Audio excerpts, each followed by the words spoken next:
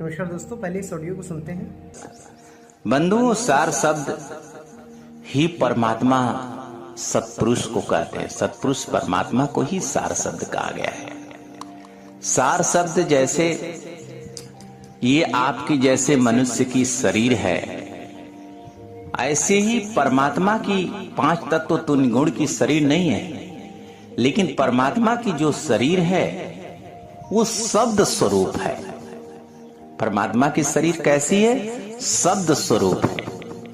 इसलिए शब्द स्वरूप को जानने के लिए सदगुरु कबीर साहब कहे कि शब्द स्वरूप को जो शरीर को जानेगा, परमात्मा को जानेगा, उसी का कल्याण हो पाएगा। वो जो पार है वो शब्द स्वरूप है। बंधु, ये आत्मा भी शब्द स्वरूप है और इस काया के बाहर जो आत्मा है उसमें भी शब्द हो रहा है।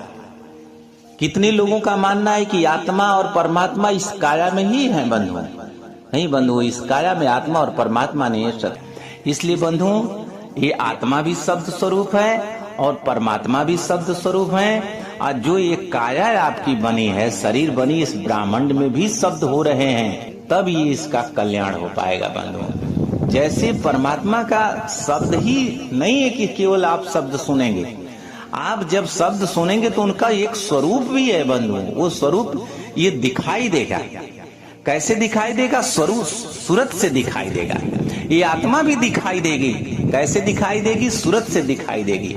आत्मा भी शब्द स्वरूप है। साहब ये बात बताए हैं कि जागृत रूप जीव है, शब्द सुहागा से जाप मरे अजपा मरे अनाथ भी मर जाए, सूरत समानी शब्द में ताको काल न खाए। उस शब्द में, उस परमात्मा में जब ये प्रवेश करेगा, क्योंकि देखिए, सुना आपने, ये महाशय जी कहते हैं कि सार शब्द जो है, यानी कि जो शब्द है, जो परमात्मा है, वो भी एक शब्द है और आत्मा जो है वो भी एक शब्द है। और पीछे से एक दोहा भी बोलते हैं कि सूरत समाये शब्द में वाको काल न खाए। तो देखिए, रट्टे तो बिल्कुल वैसे ही मारे हुए, जैसे संतों ने अपनी अपनी बढ़िया बोली है वैसे ही हमने बता दिया है। लेकिन अब इन भाई साहब से कोई ये पूछने वाला नहीं है, जब परमात्मा भी एक शब्द है, आत्मा भी एक शब्द है, तो संत जो बोल रहे हैं सूरत समाये शब्द में वाको काल न खाए, तो वो कौन से शब्द में समाएगी भाई?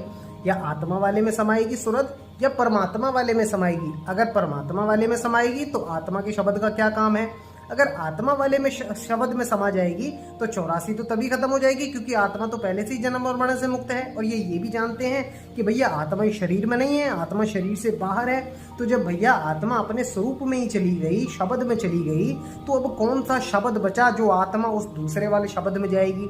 तो उस शब्द में, आत्मा में और उस